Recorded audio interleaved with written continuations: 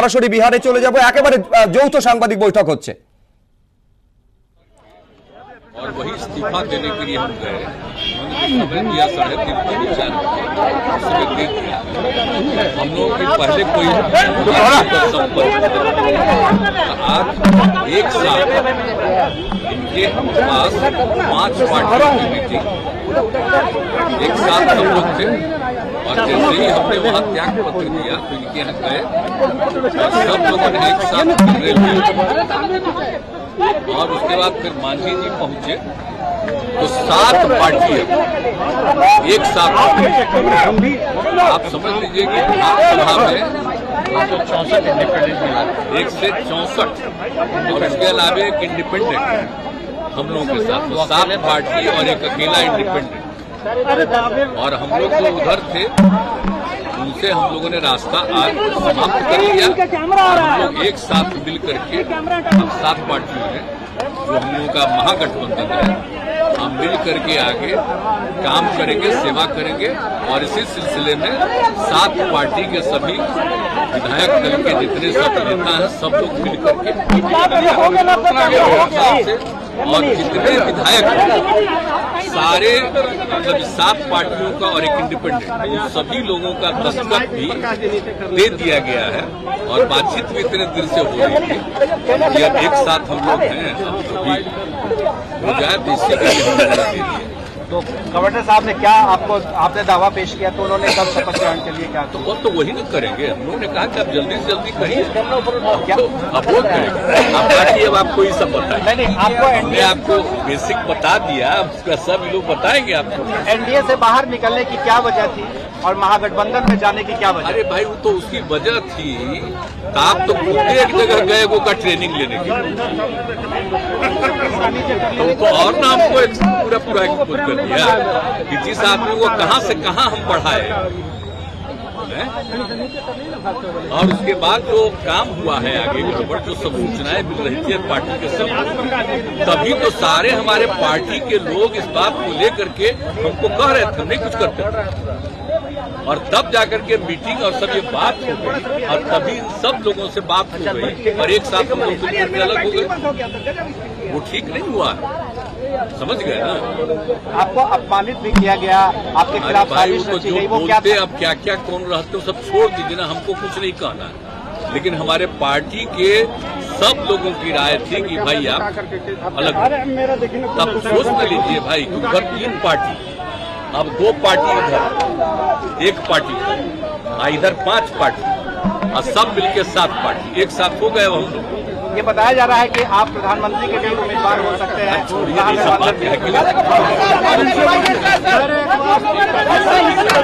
बिहार का एजेंडा क्या होगा?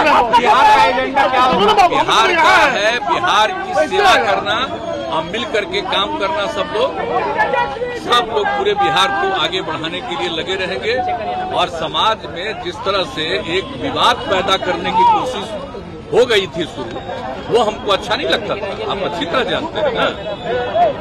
आप तो एक बार 17 में हुए थे, 17 के लस्बा में आए न थे, तो हमने तो कहा ना कि हम ये सब कोई चीज जो कहीं कुछ करेगा गड़बड़, जो कुछ होता है विभिन्न धर्म के लोगों का, तो वो सब हम लोग नहीं करते, लोग सबका एकता होनी चाहिए।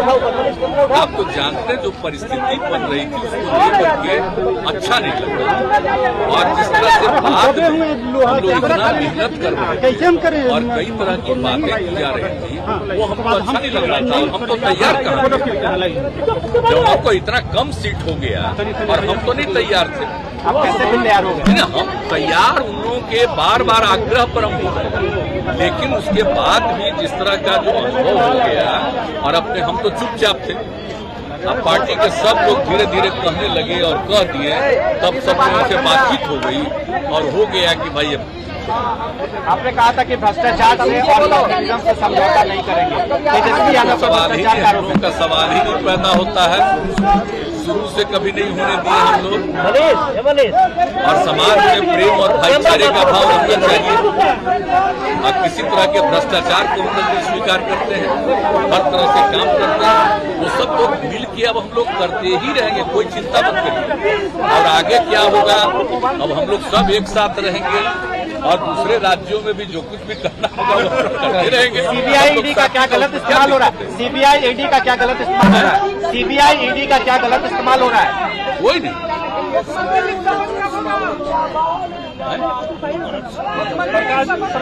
वो अलग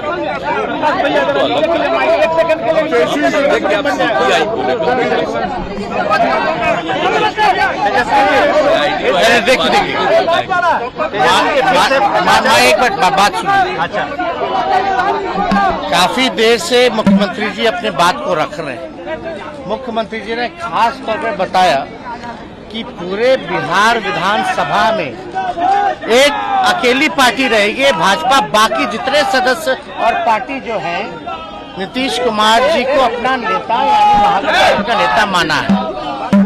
और सोचने वाली ये बात है कि पूरे नॉर्दर्न इंडिया में अगर आप देखें, हिंदी पट्टी में देखें तो भाजपा का अब कोई अलायंस पार्टनर नहीं रहा, एक भी अलायंस पार्टनर भाजपा का नहीं है। और ये तो इतिहास बताता है कि भाजपा जहां रहती है, जिसके साथ रहती है, उसको खत्म करने में लगी रहती है। आप पंजाब देख लीजिए, आप महाराष्ट्र देख लीजिए, और जो बिहार में हो रहा था वो किसी से छुपा है क्या? हर एक लोगों को पता है कि क्या भाजपा की तैयारी थी। लेकिन जो देश में जो अराजकता का जो माहौल बन रहा है, जो सांप्रदायिकता जिस प्रकार से फल फूल रही है, जिस प्रकार से सामाजिक न्याय पे हमला हो रहा है, उसको देखते हुए, देश के माहौल को, स्थिति को देखते हुए, चाहे महंगाई हो, बेरोजगारी हो, आप अर्थव्यवस्था देख लीजिए, देश की सुरक्षा देख लीजिए, चीन घुस करके घर बना लिया, गांव बसा रहा है, आप क्या कार्रवाई कर रहे हैं? तो पूरी चीजों को देखते हुए, और आज का तो दिन भी बहुत ही महत्वपूर्ण दिन है। और महत्वपूर्ण दिन क्या है कि आज के दिन ही क्विट इंडिया की शुरुआत हुई थी, यानी अंग्रेजों भारत छोड़ो का नारा शुरुआत हुआ था। तो आज बिहार ने एक बार फिर से दिखा दिया है, देश को संदेश दिया है, टोटल देश के जितने विपक्ष हैं उनको संदेश दिया है, एक दिशा दिखाने का काम किया है कि जो मजबूती के साथ जनता के सवाल को लेकर के लड़ता है, वो मजबूती के साथ जो है जनता के साथ जो खड़ा रहता है, वो को जनता जो है पूरी तरीके से स्वीकार करती है और जनता विकल्प चाहती है। आप देख लीजिए, बिहार को विशेष राज्य का दर्जा नहीं मिला। माननीय मुख्यमंत्री जी ने अपना काम किया, कई प्लेटफॉर्म पे इन्होंने प्रधानमंत्री जी के सामने पटना यूनिवर्सिटी की मांग की, लेकिन मान लीजिए पटना यूनिवर्सिटी को उसका दर्जा नहीं मिला अब तक। विशेष पैकेज का क्या हुआ? तो कहीं ना कहीं से हर एक तरीके से एक षड्यंत्र के तौर पे, तो ये बीजेपी जो करता है उसका एजेंडा फिक्स है। और जेपी नड्डा जी, ये जो लोकतंत्र की जननी है, यहाँ आकर के बोलते कि क्षेत्रीय पार्टियों को खत्म करेंगे, समाप्त करेंगे। तो इसका मतलब क्या है? यानी विपक्ष को समाप्त करेंगे। विपक्ष को समाप्त करेंगे मतलब लोकतंत्र को समाप्त करेंगे। यानी लोकतंत्र की जननी में आकर के आप लोकतंत्र को चुनौती दे रहे हैं, ये बिहार के लोग नहीं सहेंगे। ये हमारा दायित्व है, सबसे पहले देश के संविधान को बचाना। और हम तो नीतीश कुमार जी को धन्यवाद देते हैं कि इन्होंने एक फिर से एक बार जो है लीडर निर्णय लेने का काम किया। आप बीजेपी का तो एक ही काम है, डराओ, जो डरता है उसको डराओ और जो बिकता है उसको खरीदो। पूरे देश में क्या हो रहा है आपको नहीं पता, अभी झारखंड में क्या हो रहा है नहीं पता, महाराष्ट्र में क्या हुआ नहीं पता। तो इसलिए सभी लोगों ने, आज हमारे यहाँ 5 दलों की बैठक हुई महागठबंधन की, और हमको जिम्मेवारी दी गई निर्णय लेने की। तो हमने यही बोला कि मुख्यमंत्री जी अगर कोई निर्णय लेते हैं उसके बाद हम अपना निर्णय लेंगे। इन्होंने निर्णय लिया बिहार के हित में, नेशनल इंटरेस्ट में, लोकतंत्र बचाने के लिए, संविधान बचाने के लिए, अमन चैन गंगा जमुना तहजीब बचाने के लिए। तो इसलिए, और हम लोग तो समाजवादी लोग हैं, हमारे पुरखों की जो विरासत है वो कोई और ले जाएगा क्या? ये हमारे पास रहेगा। तो इसलिए माननीय मुख्यमंत्री जी को धन्यवाद देते हैं। हम अपने पार्टी के राष्ट्रीय अध्यक्ष आदरणीय लालू जी को धन्यवाद देते हैं कि बीमार अवस्था में भी जो है, जो उनका भी जो निर्णय है, क्योंकि राष्ट्रीय अध्यक्ष है, उनके पास जब प्रस्ताव गया तो उनसे जब हम लोगों ने बात की, पार्टी के लोगों ने बात की, क्योंकि हर एक लोग, बिहार की जनता, हमारे पार्टी के वर्कर, हमारे पार्टी के विधायक, सब लोग चाहते थे कि जो किसी भी तरीके से भाजपा का जो एजेंडा है उसको बिहार में नहीं चलने देना है। और लालू जी को तो आप जानते ही हैं, आडवाणी जी के रथ को रोका था, किसी भी कीमत में ना झुकने को तैयार है, ना डरने वाले हैं। जो उनकी विचारधारा है उसकी लड़ाई लड़े। तो इसलिए हम पुनः मुख्यमंत्री जी को अरे भाई, हम लोग चाचा भतीजा लोग हैं, लड़े भी हैं, आरोप भी लगाए हैं, लेकिन हम लोग तो समाजवादी लोग हैं ना।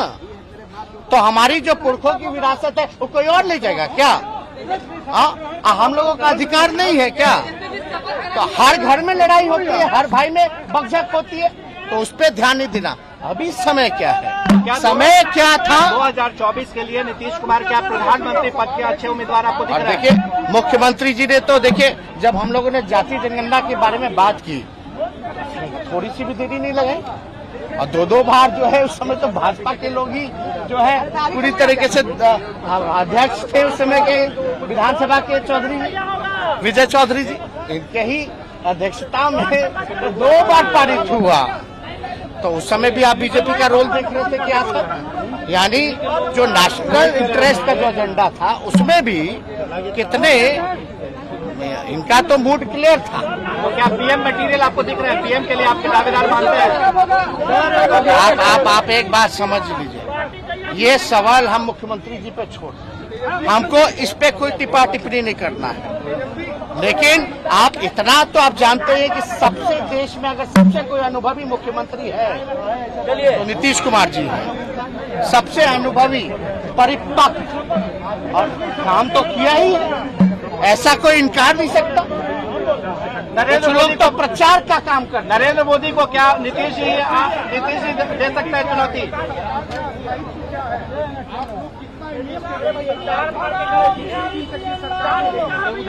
बिना इंटरेस्ट के, और ये कोई अपना इंटरेस्ट नहीं है, ये बिहार का इंटरेस्ट है, बिहार के नौजवानों का इंटरेस्ट है।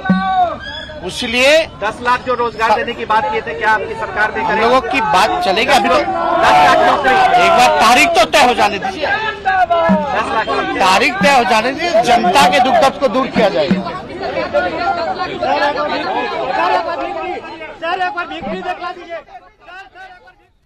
7 বছর মাঝে ব্যবধান, প্রায় 7 বছর। 2015 পর 2022 যখন নীতিশ কুমার এবং তেজস্বী যাদব একেবারে একসাথে হাসি মুখে সাংবাদিক বৈঠক করছেন।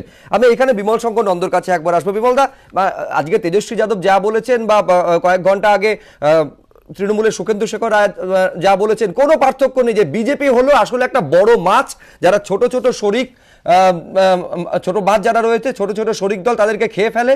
আর যেখানে তারা সেটা পারে না, সেখানে হয় এজেন্সি দিয়ে, না হয় টাকার প্রলোভন দিয়ে সরকার ফেলতে চায়। না, ছোট মাছগুলোর আয়ু এমনি বেশি হয় না, মরে যায়, তো ওগুলোকে খাওয়ার দরকার হয় না, তুমি ছেড়ে দাও, ছোট মাছ বেশি দিন বাঁচে না। সুতরাং এগুলো বেশি দিন বাঁচে না, এটাও বেশি দিন বাঁচবে বলে আমার সন্দেহ আছে। এটাও প্রতিষ্ঠিত যে ছোট মাছ না থাকলে অনেক জায়গায় এনডিএ সরকারও তৈরি হতো না। না, সেটা প্রয়োজনে সরকার তো করতেই হয়, এবং তার এই হ্যাজার্ডগুলো থাকেই, সেগুলো আমরা মেনে নিয়েছি। আমি শুধু একটা কথা বলি, 2017 সালে 26শে জুলাই এই নীতিশ কুমারই বলেছিল যে এই মানে লালুদের সঙ্গে থাকা যাচ্ছে না, ওর এত বেশি এরা মানে করাপ্ট, এই করাপ্টদের সঙ্গে তার মানে বলতে যাচ্ছেন শুধুমাত্র বড় দলই থাকবে, শুধু ন্যাশনাল পার্টি থাকবে, কোনো রিজিওনাল পার্টি থাকবে না, নইলে আমি যাব আলটিমেটলি। তারপরে তার মানে বিমল শঙ্কর নন্দ, আপনি এটা বলতে চাইছেন কোনো রিজিওনাল পার্টি থাকবে না, কোনো বিরোধী থাকবে না, শুধুমাত্র বিজেপি থাকবে? বলিনি, রিজিওনাল পার্টি তার নিজের দরে থাকতে পারে, রিজিওনাল পার্টি তার সামাজিক প্রেক্ষাপটে থাকতে পারে, রাহুল মিলিয়েও চক্রবর্তী। যেতে পারে, কিন্তু আমরা মনে করি খুব ভালো কথা রিজিওনাল বলেছে। পার্টিকে রাখার দায়িত্ব আমাদের কারণ নেই। বিমলদা খুব ভালো একটা কথা বলেছে, ছোট মাছ, তুমি এটা বললে নেই মাত্র, অ্যাকচুয়ালি বড় না, এটা আমার মাছের- কথা না, এটা সুখেন্দু শেখর না, রায় না, না, বলছেন যে ছোট- বড় মাছ বিজেপি শরিক ছোট ছোট মাছগুলোকে খেয়ে ফেলে। মুশকিলটা কোথায়? এই ছোট মাছকে নিয়ে সরকার করো, ছোট মাছকে নিয়ে জোটবন্ধন করো, তারপরে ছোট মাছকে খপ করে গিলে নাও। তুমি দেখবে প্রত্যেকটা জায়গায়, প্রত্যেকটা রাজ্যে এদের প্রথম প্রচেষ্টা হচ্ছে কিছুদিন থাকার পর তাদের কি করে ভাঙানো যায়, তাদের থেকে কি করে বের করে আনা যায়, আর কি করে প্রশাসনিকভাবে তাদের ব্যতিব্যস্ত করা যায়। আর তারা বকলমের পেছনে থেকে সামনের সমস্ত কাজকে প্রভাবিত করার চেষ্টা, যেটা মহারাষ্ট্র এখন করছে, যে খেলা একসময় কর্ণাটকে খেলেছে, প্রত্যেক জায়গায় একই প্র্যাকটিস চলছে। বিহারে দাঁড়িয়ে একই প্র্যাকটিস চালিয়েছে। সুতরাং কোন সুস্থ সমাজ, কোন সুস্থ জায়গায় যারা কাজ করতে চায়, তারা ভারতীয় জনতা পার্টির সঙ্গে থাকতে পারবে না, পারবি না বলেই ভারতীয় জনতা পার্টি আছে বলে তৃণমূল আজকে এখানে এত বড় জায়গায় আর জোট পৌঁছেছে। শরিক ছাড়ছে, তৃণমূল আর নতুন 1998 সালে নতুন যখন নতুন সরকার- জোট বেশ, আমি শরিককে বিশ্বনাথ চক্রবর্তীর কাছে আসি। অনেকে এমনটা বলছেন বিশ্বানন্দা, মূল লক্ষ্য হচ্ছে প্রধানমন্ত্রীর পদটা। এখন ধরুন বিজেপির সঙ্গে যদি থাকা যায়, তাহলে তো আর প্রধানমন্ত্রী পদের দাবিদার ওই এনডিএ শরিকের মধ্যে থেকে সম্ভব নয়। সেই কারণে এনডিএ সঙ্গ ছেড়ে তিনি এখন মহাজোটের দিকে ঝুঁকছেন। এখন যদি বিরোধী দলের প্রধানমন্ত্রী পদপ্রার্থী নীতিশ কুমার হন, তাহলে তো একেবারে সরাসরি লড়াই লেগে যাবে যে অরবিন্দ কেজরিওয়াল, মমতা বন্দ্যোপাধ্যায় নাকি নীতিশ কুমার, সেই বিরোধী ঐক্য আবারও প্রশ্নচিহ্নের মুখে। বিশ্বনাথ চক্রবর্তী, দেখো, নীতিশ কুমার অতীতে যতগুলো মানে রাজনৈতিক কৌশল নিয়েছে বিরোধী থাকাকালীন, তারপরে সরকারে আসার পরে, প্রতিটা কৌশল কিন্তু কার্যত সফল হয়েছে। মানে তিনি পরাজিতদের দলে ছিলেন না। ফলে নীতিশ কুমার দীর্ঘদিন ধরে তার প্রত্যাশা ছিল, তার অভিলাষ ছিল প্রধানমন্ত্রী পদের দৌড়ে থাকা, প্রধানমন্ত্রী পদে যাওয়া, যেটা তিনি অকপটে স্বীকারও দুই একবার করেছেন। ফলে এমন হতেই পারে যে নীতিশ কুমার এই যে বিরোধী শূন্য রাজনৈতিক পরিস্থিতি দিল্লিতে তৈরি হয়েছে, সেই জায়গাটা ভরাট করবার জন্যই হয়তো এত বড় একটা সিদ্ধান্ত নিলেন যে 2024-এ নরেন্দ্র মোদীকে সামনাসামনি তিনি লড়াই করতে চান এবং বিরোধী মুখ হয়ে উঠতে চান। কিন্তু এই দৌড়ে নীতিশ কুমার ডেফিনেটলি একটা কনভার্জেন্ট পয়েন্ট হবেন বিরোধী শিবিরে, কিন্তু একই সাথে কন্টেন্ডার অর্থাৎ প্রতিযোগিতাও কিন্তু বাড়তে পারে। মমতা বন্দ্যোপাধ্যায় ইতিমধ্যেই ঘোষণা করেছেন তিনি নেতৃত্ব দেবেন, সেই নেতৃত্ব দেওয়ার প্রশ্ন নিয়ে প্রতিনিয়ত তার কংগ্রেসের সাথে লড়াই হচ্ছে। অন্যদিকে অরবিন্দ কেজরিওয়ালের আপ পার্টি, তারাও নেতৃত্ব দিতে চাইছেন। এবার নীতিশ কুমার কনভার্জেন্ট পয়েন্ট না, নীতিশ কুমারও আরেকটা শক্তি, এটা অল্প সময়ের মধ্যেই ধরা পড়বে। কিন্তু নীতিশ কুমার ডেফিনেটলি চাইবেন 24-এর নির্বাচনে অন্যতম বিরোধী মুখ হয়ে উঠতে, এবং তার অভিলাষও কিন্তু প্রধানমন্ত্রী পদের জন্য রয়েছে। একই সাথে বলতে চাই যে বিজেপি কিন্তু মানে আগের মানে বাজপেয়ীর আমলের বিজেপির থেকে আলাদা। কেন?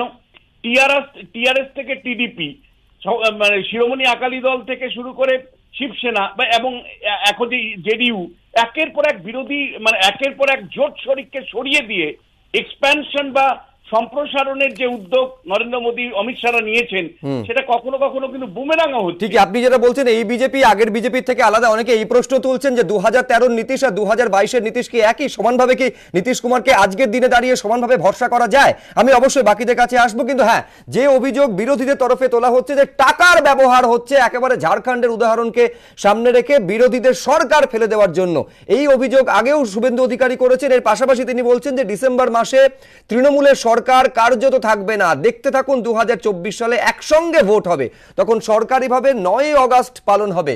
হুঙ্কার বিরোধী দলনেতা শুভেন্দু অধিকারীর। কি বলেছেন বিরোধী দলনেতা দেখাবো, তারপরে আসছি আলোচনায়। আমি বলছি ডিসেম্বর মাসে এই সরকার কার্যত থাকবে না। আমি বলছি দেখতে থাকুন আর 24-এ একসঙ্গে ভোট হবে, তখন সরকারিভাবে 9 আগস্ট পালন হবে। এটা হচ্ছে অগস্ট মাস, সেপ্টেম্বর, অক্টোবর, নভেম্বর, ডিসেম্বর, 4 মাসে কোন অঙ্কে সরকার পড়ে যাবে বিমলদা? না, একটা কথা বলি, সরকারটা কি এখন কেউ আছে বলে মনে হয়? যেভাবে দুর্নীতি গ্রাস করে ফেলেছে, ওই পার্টির লোকজনকে পূর্ব মেদিনীপুরের লোকে গাছে বেঁধে পিটিয়েছে, সেই পার্টির একজন এমএলএ এর বাড়ি অ্যাটাক করেছে কারণ দলীয় পদ দিতে টাকা নেওয়া হয়েছে, যারা এখন প্রতিটি ক্ষেত্রে কেন্দ্রের কাছে হাত পেতে বসে আছে, আমার টাকা দাও নইলে সরকার চালাতে পারছি না। ওই সরকারটা সরকার বলে কিছু আছে বলে প্রথম কথা হচ্ছে, তুমি দেখবে খেয়াল করে, যেটা একটু আগে বিশ্বনাথ দা বলছিলেন, এই টাকার যে হর্স ট্রেডিং এর গল্পটা বিজেপিটা প্র্যাকটিস করে ফেলেছে। ছেড়ে দাও, টাকা দিয়ে ঘোড়া বেচা ঘোড়া কেনা চলছে এটা। দ্বিতীয়ত, আজকে দাঁড়িয়ে যে শুভেন্দু অধিকারী বলছেন যিনি সবচেয়ে বড় অভিযুক্ত, তাকে টাকা নিতে দেখা গেছে, সেটা ছেড়ে দাও। এই সিবিআই ইডি তার দিকে নজরও নেই। আজকে শুভেন্দু অধিকারী যখন ঝাড়খণ্ডের গল্প হলো, যখন আসাম মহারাষ্ট্রের গল্প হলো, তিনি প্রকাশ্য জায়গায় দাঁড়িয়ে গর্ব করে বললেন এই তো মহারাষ্ট্রের সময় হয়েছে, এরপর দেখবেন ঝাড়খণ্ড, এরপর বাংলা। তার মানে তারা এই প্র্যাকটিস এই বাংলাকেও গ্রাস করতে চাইছেন। সুতরাং যে ভারতীয় জনতা পার্টির পুরোপুরি দুর্নীতিতে ডুবে আছে, সারা ভারতবর্ষ দাঁড়িয়ে ঘোড়া কেনা বেচা করছে, যারা টাকা দিয়ে কিনে নিচ্ছে, এবং যারা মহারাষ্ট্রের মতো এই জায়গায় দাঁড়িয়ে কর্ণাটক, গোয়া যেদিকে তাকাবে সেদিকে এই practice চালাচ্ছে। আপনি দুর্নীতির অভিযোগ অন্যদিকে করছেন, পাশাপাশি দুর্নীতির অভিযোগ তো এই রাজ্যেও করতে হবে যে কি পরিমাণে টাকা উদ্ধার হয়েছে অন্তত দুটো ফ্ল্যাট থেকে, শুধুমাত্র টাকা সোনার গয়না থেকে শুরু করে, মানে দুর্নীতি তো এখানেও সমানভাবে রয়েছে। শুভ্র ভিন্ন হতে পারে না। যদি আজকে দাঁড়িয়ে ফিরহাদ হাকিম বা বাকিদের নিয়ে যে অবস্থা হয়েছে, তাহলে শুভেন্দুর প্রতি সেই জায়গায় একই আইন হবে না কেন? তার উত্তর দেবেন। আমি বিশ্বনাথ চক্রবর্তীর কাছে আসবো, কিন্তু তার আগে চন্দ্রিমা ভট্টাচার্য তিনি শুভেন্দু অধিকারীর এই মন্তব্যের পাল্টা কি বলেছেন আপনাদের দেখাবো, তারপর বিরতি থেকে ফিরে আলোচনায় আসছি। চন্দ্রিমাদি, আপনারা যখন রাজ্যের দাবি দেওয়ার কথা বলছেন, তখন বিরোধী দলনেতা বলছে ডিসেম্বরের মধ্যে এই সরকারটা দুর্বল হয়ে যাবে, 2024-এ লোকসভার সঙ্গে বিধানসভা নির্বাচন হবে। এখানে কে বিরোধী দলনেতা কি বলছেন, তিনি কি জানেন, তিনি কোন ধরনের জ্যোতিষী জানি না, উনাকে নিয়ে গেলে পারতো বিহারে নিয়ে গেলে বোধহয় ভালো হতো। এত বেশি যদি উনি জানেন জ্যোতিষবিদ্যা, তাহলে বিহারটা আগে সামলে দিতে পারতেন। উনি যত কম কথা বলেন ততই ওনার পক্ষে ভালো, আগে গিয়ে বিহার সামলাক, তারপরে অন্য কথা বলি। আমি বিশ্বনাথ চক্রবর্তীর কাছে আসবো। একটু লার্জার পার্সপেক্টিভ থেকে যদি দেখা যায় বিশ্বনাথ দা, একেবারে 2024-কে সামনে রেখে এই যে বিহারে পালাবদল হলো, কোথাও কি মনে হয় যে বিরোধীদের পালে এই পালাবদল হাওয়া তুলতে পারে? দেখো, মানে যে কোনো একটা রাজনৈতিক ঘটনা ডেফিনেটলি তার প্রভাব কিন্তু থাকে, এবং অনেক সময় সেটা গুণগত প্রভাব তৈরি হয়। মানে এমন বহু মানে রাজনৈতিক ঘটনা ভারতবর্ষের ইতিহাসে আছে বা রাজ্যের ইতিহাসে আছে, যে একটা স্থির রাজনৈতিক ব্যবস্থার মধ্যে হঠাৎ কোনো একটা পরিবর্তন কিন্তু গুণগত রাজনৈতিক পরিবর্তনকে ত্বরান্বিত করতে পারে। ফলে বিহারের এই যে রাজনৈতিক পরিস্থিতি তৈরি হলো নতুন করে, আমি নিশ্চিত যে জেডিইউকে কেন্দ্র করে, নীতিশকে কেন্দ্র করে, কারণ অনেকগুলো কনভার্জেন্ট পয়েন্ট আছে। নীতিশের সাথে যারা অতীতে রাজনীতি করেছেন এমন অনেক মানুষ আছেন যারা কিন্তু একত্রিত হতে পারেন। ফলে একটা বড় একটা ক্যানভাস তৈরি হতে পারে নীতিশ কুমারকে কেন্দ্র করে। ফলে সেই জায়গা সম্ভাবনা, দেখো রাজনীতির সম্ভাবনা, শিল্প, সেই সম্ভাবনার জায়গা থেকে আমি বলছি। একই সাথে এটাও ঠিক উল্টোটাও হতে পারে, মানে উল্টো একটা সম্ভাবনা উড়িয়ে দেওয়া যায় না, যে নীতিশ কুমার হয়তো আরেকজন ব্যক্তি হয়ে গেলেন যিনি প্রধানমন্ত্রীর দাবিদার হচ্ছেন। মমতা বন্দ্যোপাধ্যায় ছিলেন, অরবিন্দ কেজরিওয়াল ছিলেন, নীতিশ কুমার হলেন। তাহলে অনেক বেশি যদি বিরোধী মুখ হয়ে যায়, সেটাও বিজেপির সুবিধে। হ্যাঁ, সেটাও যে বিরোধী ঐক্যের পক্ষে একটা সংঘাতের পরিবেশ তৈরি হতে পারে, সেই সম্ভাবনা উড়িয়ে দেওয়া যায় না। কিন্তু আমি বলবো, কিন্তু পাশাপাশি রাহুলদার কাছে আসবো যে এই বিরোধী ঐক্যে মমতা বন্দ্যোপাধ্যায়ের ভূমিকা, যেটা একটা সময় মনে হয়েছিল একেবারে তিনি সেই বিরোধী ঐক্যের একেবারে তিনি মাস্তুলটা ধরে রয়েছেন, কিন্তু তারপরে এই উপরাষ্ট্রপতি নির্বাচনে তৃণমূলের সরে দাঁড়ানো, বিরত থাকা, এমনকি 4 দিন দিল্লিতে থেকে একটা দিনও কোনো বিরোধী রাজনৈতিক দলের সঙ্গে বৈঠকে না যাওয়া, প্রশ্ন তো উঠছে যে বিরোধী ঐক্য শেষ পর্যন্ত দানা বাঁধবে তো? স্পষ্ট তোমায় বলছি, বৃক্ষ তোমার নাম কি, ফলনের পরিচয়তে। মুখে কথা বলে লাভ নেই। মমতা বন্দ্যোপাধ্যায় খালি মুখে বলেননি, করে দেখিয়েছেন। এখানে সবচেয়ে বড় পার্থক্য বিরোধীদের জায়গায়। বিরোধী দলগুলো একটা একজোট যাই হোক না কেন, আজকে মমতা বন্দ্যোপাধ্যায় বাংলায় দাঁড়িয়ে বিজেপির বিজয় আটকে দিয়েছে। আজকে প্রধানমন্ত্রী, স্বরাষ্ট্রমন্ত্রী বারবার এসেও এখানে হালে পানি পাননি, বুক থুবড়ে পড়েছেন এখানে এসে। সুতরাং আজকে মমতা বন্দ্যোপাধ্যায় যা করে দেখিয়েছেন, বিরোধীদের 10 বার চিন্তা করতে হবে। বলছেন যে আসলে একেবারে উপরাষ্ট্রপতি নির্বাচনে মার্গারেট আলভাদা টুইট করে বলেছেন, নাম করেননি, কিন্তু স্পষ্ট তো যে বিরত থেকে আসলে বিজেপির সুবিধা করে দিয়েছে। আর বিরোধী ঐক্য রাখতে হলে মমতা বন্দ্যোপাধ্যায় ছাড়া কোনো অল্টারনেটিভ নেই, কোনো বিকল্প নেই। এটা প্রমাণিত। এটা মমতা বন্দ্যোপাধ্যায় শুধু বলছেন না, করে দেখিয়েছেন। এবং আগামী দিনে তুমি দেখো, একটা পরে জোট ছাড়বে, একেবারে বিজেপি আরো একা হয়ে যাবে, আরো একাকিত্ব হয়ে যাবে। কেন? আমি এটা কারণটা কি বিশ্বনাথ চক্রবর্তী, যে মমতা বন্দ্যোপাধ্যায় ছাড়া কেন বিরোধী ঐক্য সম্ভব নয়? প্রথমত মমতা মানে এই উপরাষ্ট্রপতি নির্বাচনে সরাসরি বিজেপিকে সমর্থন করার মধ্য দিয়ে, অর্থাৎ অ্যাবস্টেইনের মধ্য দিয়েই অ্যাকচুয়ালি বিজেপিকে সমর্থন করা হয়েছে, যেটা মার্গারেট আলভা বলেছেন। এরপরে তৃণমূল এবং বিজেপি, তৃণমূলের বিশ্বাসযোগ্যতা নিয়ে কিন্তু প্রশ্ন আসবেই। মমতা বন্দ্যোপাধ্যায় বিশ্বাসযোগ্যতার প্রশ্ন, বিশ্বনাথ দা, মমতা বন্দ্যোপাধ্যায় ছাড়া লড়াই দেওয়ার মতো লোক নেই। আজকে দাঁড়িয়ে ভারতীয় জনতা পার্টির চোখে চোখ রেখে লড়তে পারেন একমাত্র মমতা বন্দ্যোপাধ্যায়। যত প্রশ্ন এবং সংশয় সামনে আসবে, তত তো বিমল শঙ্কর নন্দ বিজেপির সুবিধে। বিজেপির কাজটা তো অনেকটা সুবিধা হয়ে যাচ্ছে। এবং সেটাই অচিরে শুভেন্দু অধিকারী বুঝবে। ডিসেম্বরে কত পরে ধারে আদৌ কত চাল। তৃণমূল কংগ্রেস দলটা থাকবে কিনা আরে সন্দেহ। ও তো অনেক কথা বলেছিলেন। এইসব বলে লাভ নেই। অনেক কথা বলেছিলেন। আমার কথা হচ্ছে শেষ করি, প্রধানমন্ত্রী, ভারতীয় রাজনীতিতে স্বরাষ্ট্রমন্ত্রী তৃণমূল পুরো কংগ্রেস BJP এখন এসে কোণঠাসা, কিছু করতে পারেনি। একে কেউ গুরুত্ব দেয় না, ছেড়ে দাও। নীতিশ কুমারের কথায় আসি, এই নীতিশ কুমার 2005 সালে বলেছিল আমি লজ্জা জঙ্গল করে রাজ বলতে। শেষ করব, বিজেপি সমর্থন করে তাকে এনেছিল এবং বিজেপির সমর্থনে উনি বিহারে উন্নয়নের কাজ করেছিলেন এবং বারবার এই জামা বদলের ফলে উনি তার নিজের যে ইমেজ সেটাকে নষ্ট করেছেন, ওনার বিশ্বাসযোগ্যতাটাই গেছে, ফলে উনি আরেকজন কন্টেন্ডার হবেন। ওনাকে দেখে বিরোধীর কেউ দাঁড়াবে না, কারণ কংগ্রেস ওনাকে দেখে ওনাকে নেতৃত্ব ছেড়ে দেবে। কিন্তু সত্যি এইসব ভাবনা রাজনীতিতে এর- ভবিষ্যৎবাণী কি কিছু করা যায়? রাজনীতিতে সতত পরিবর্তনশীল, এরপর রাজনীতি কোন দিকে মোড় নেবে সেটা বোধহয় কেউ আগাম কোনো প্রেডিক্ট করতে পারে না।